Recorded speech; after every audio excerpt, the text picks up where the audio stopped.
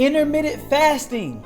Yes, that's what we're talking about today. What is it? How can it help you? Is it something that you need to do? Maybe something you want to try. Check it out.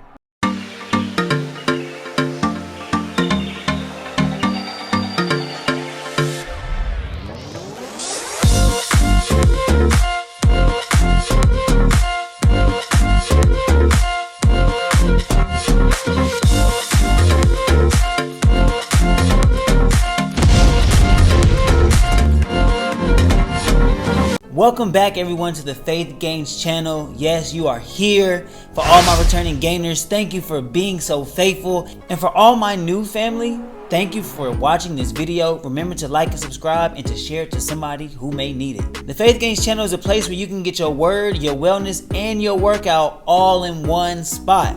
So if you need any of the three, make sure to check out more videos down below. A lot of times we realize that people want to do the natural thing, but not the spiritual thing. So we're going to talk about intermittent fasting, and afterwards, I've got a challenge just for you. What is intermittent fasting? Intermittent fasting is one of the world's most popular trends in order to help lose weight for you to be a little bit better with your health and wellness. It's a period of eating patterns that cycles between fasting and eating. It's not about what you eat as much as when you eat.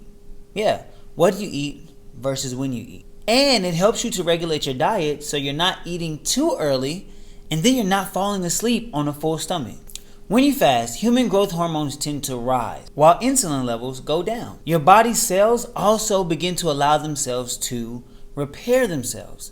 Yeah, your cells begin to regenerate as you fast. How about that? What are the benefits of intermittent fasting? First off, intermittent fasting helps with weight loss. It helps you lose weight, yes, belly fat, burn calories naturally because your body already does that. And then it doesn't restrict you from having to continuously restrict yourself from the calories that you already consume. It can lower your blood sugar from 3 to 6% and your insulin levels 20 to 31%, which will help to protect you from type 2 diabetes. Some studies show that intermittent fasting, as your body regenerates, it helps you to eliminate types of inflammation, to reduce inflammation. How about that? I know for a fact that I've had tendinitis and, inflammation in my knees and things like that.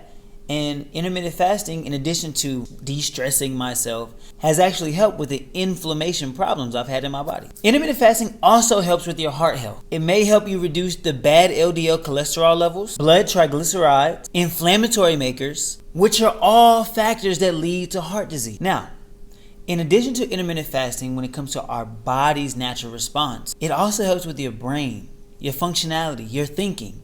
When you're not eating and your body's not just processing all the food that you're eating, it gives you time to relax your mind and actually think about some of the things that you really may need help dealing with. Literally, it helps you de-stress. There are 3 methods to intermittent fasting.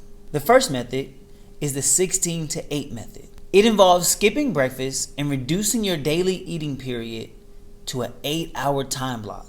Yes, maybe from 1 to 9 or 11 to 7 or maybe 10 to 6, leaving 16 hours of non-eating, allowing your body to digest, your mind to begin to think more sharply, and for you to seek the Lord in a different way. The second type is the eat, stop, eat method. This involves fasting for 24 hours once or twice a week for the full day. The full 24 hours of the day, you'll fast once or twice per week. The third method is the 5 and 2 diet. I don't really like diets, so I don't really like this method, but the 5 and 2 diet consists of consuming only 500 to 600 calories a day on 2 non-consecutive days of the week. But the other 5 days, you can eat whatever you want. Personally, I don't really do the last 2. I like doing the first one because it's the most common, and that's the one that I see the most results from, the 16 and 8.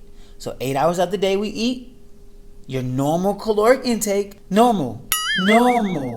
Do not indulge in too much food. Make sure your calorie intake is normal, and then for 16 hours of the rest of the day, you gotta fast. Now, I couldn't talk about the benefits without talking about the side effects, right? Intermittent fasting does have one main side effect that actually could make you feel pretty bad. Hunger. That's it.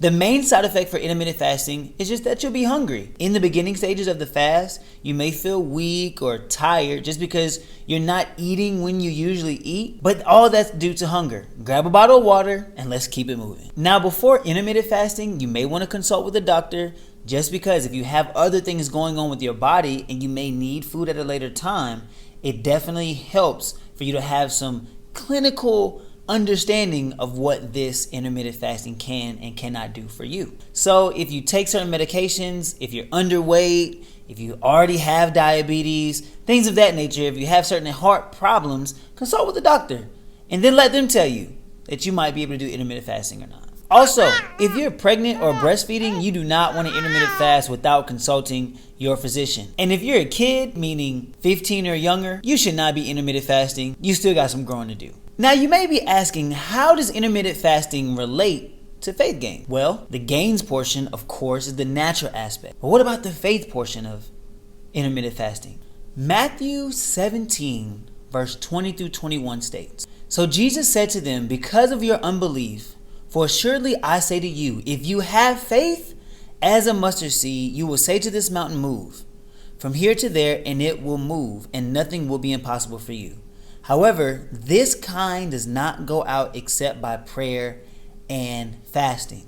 Now, the natural aspect of intermittent fasting is just to lose weight. But the spiritual aspect of intermittent fasting is what I'm challenging you to do, as I've done myself. As a matter of fact, I'm going to do this now with you. We are going to start a 28-day intermittent fasting and prayer cycle. Yes, 28 days. Every day, instead of just fasting, we're going to pray together. Every day, you can go to the Instagram link at the bottom and check out the prayers of the day. Every day, we're going to pray together. Even if you have prayer requests or something that you think we all can pray for, put it in the comments at the bottom and I'll pray for it. Our goal here is to eat, work, and pray together. Now, the first day of your intermittent fast has nothing to do with food.